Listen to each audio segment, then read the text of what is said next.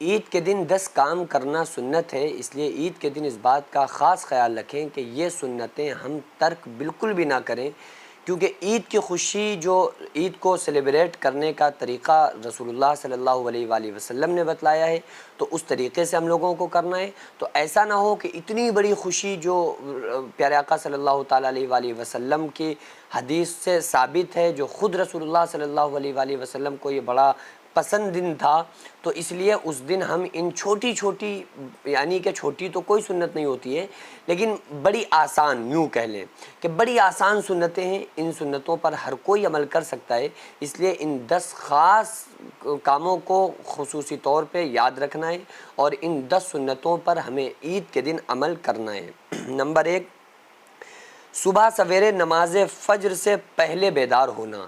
تو عام طور سے لوگ ہو ہی جاتے ہیں، تو ایک سنت ادا ہو گئی۔ نمبر 2، مسواک کرنا۔ نمبر 3، غسل کرنا۔ نمبر 4، شریعت کے حدود میں رہتے ہوئے زیب و زینت اختیار کرنا۔ جتنے اچھے آپ کپڑے پہن سکتے ہوں، جتنی اچھا آپ چپلیں پہن سکتے ہوں، لیکن شریعت کے دائرے کے اندر رہنا چاہیے، شریعت کے دائرے سے باہر نہیں ہونا چاہیے۔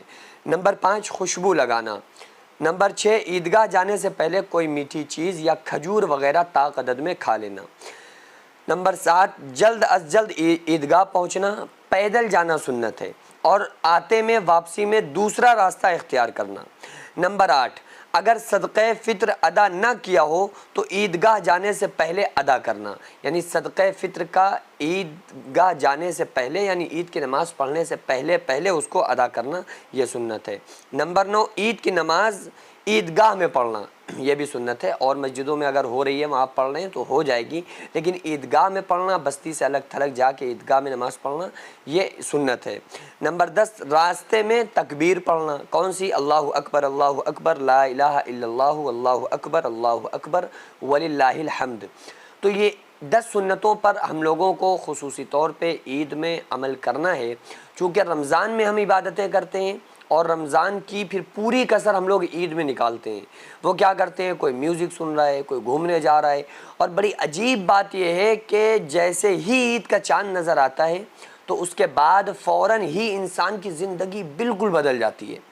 یعنی ابھی وہ تراویح پڑھ رہا تھا، ابھی عورتیں روزہ رکھ رہی تھیں، ابھی اس قدر وہ عبادات میں کثرت وہ کر رہی تھیں، لیکن اگلے دن ہی سے فجر غائب، ظہر کی نماز کا پتہ نہیں، پکنک منانے کے لیے گئے ہوئے ہیں۔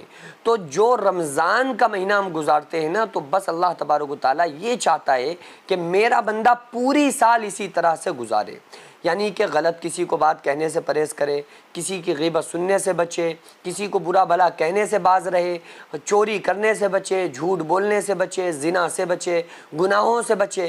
تو اللہ تبارک و تعالیٰ بندے سے یہی چاہتا ہے کہ ہمارا بندہ پوری سال فرما بردار بن کر زندگی گزارے، پوری سال اس کی مجھے یاد میں اس کی گزرنا چاہیے، کیونکہ اللہ فرما رہا ہے قرآن مقدس میں وَلَذِكْرُ اللَّهِ اکبر، اللہ کی یاد سب سے بڑی چیز ہے۔ تو کوشش یہ کریں کہ رمضان کے بعد بھی ہماری کوئی نماز چھوٹنا نہیں چاہیے۔ جیسے رمضان میں روزے فرض ہیں نا، اس سے بھی بڑا فرض ہے نماز، تو جو دن بھر میں 5 وقت ہم پر اللہ تبارک و تعالیٰ نے فرض کی ہے۔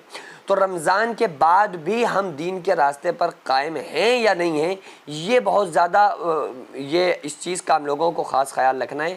اور کس کس کا ارادہ ہے، آپ میں سے کن کن لوگوں کا ارادہ ہے، کن خواتین کا، کن مردوں کا یہ ارادہ ہے کہ انشاءاللہ تعالی رمضان کے بعد بھی ہم کوشش یہ کریں گے کہ اسی طرح سے ہماری پوری سال گزرے جس طرح سے رمضان میں گزرتی ہے، یعنی کہ روزوں سے نہیں، لیکن ویسے کہ کسی کی برائی نہیں کریں گے، جھوٹ نہیں بولیں گے، نمازوں کو قضا نہیں ہونے دیں گے، اللہ کو راضی کریں گے۔ تو کون کون اس چیز کا ارادہ کرتا ہے؟